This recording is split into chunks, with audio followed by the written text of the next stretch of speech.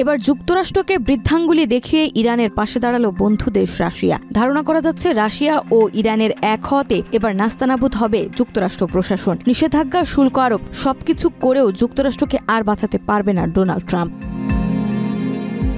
ইরানের বিরুদ্ধে যুক্তরাষ্ট্রের সামরিক হামলার হুমকিকে অগ্রহণযোগ্য বলে মন্তব্য করেছেন রাশিয়া। একই সঙ্গে মস্কো সতর্ক করেছেন, ইসলামী প্রজাতন্ত্র ইরানের পারমাণবিক স্থাপনাগুলোতে বোমা ফেললে তা ভয়াবহ বিপর্যয়ের দিকে ধাবিত হতে পারে। ৪ এপ্রিল রাশিয়ার পররাষ্ট্র মন্ত্রণালয়ের মুখপাত্র মারিয়া জাকারোভা এক সংবাদ সম্মেলনে এই হুঁশিয়ারি দেন।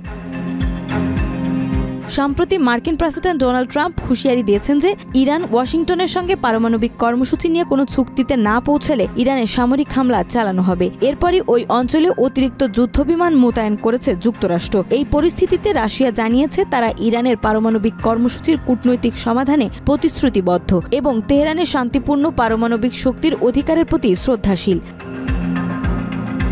রাশিয়ার পররাষ্ট্র মন্ত্রণালয়ের মুখপাত্র মারিয়া জাকারোভা বলেন, পারমাণবিক কর্মসূচি নিয়ে ইরানের বিরুদ্ধে সামরিক পদক্ষেপ নেওয়া অবৈধ ও সম্পূর্ণ অগ্রহণযোগ্য। তিনি আরও সতর্ক করে বলেন, ইরানের পারমাণবিক স্থাপনাগুলোতে হামলার হুমকি গোটা বিশ্বকে এক ভয়াবহ বিপর্যয়ের দিকে ঠেলে দিতে পারে। এসব হুমকি কোনোভাবেই গ্রহণযোগ্য নয়।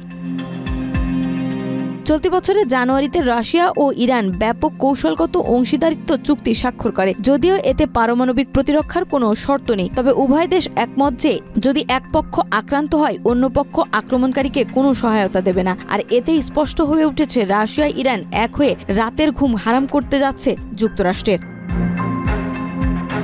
নাজমা, মাই টিভি।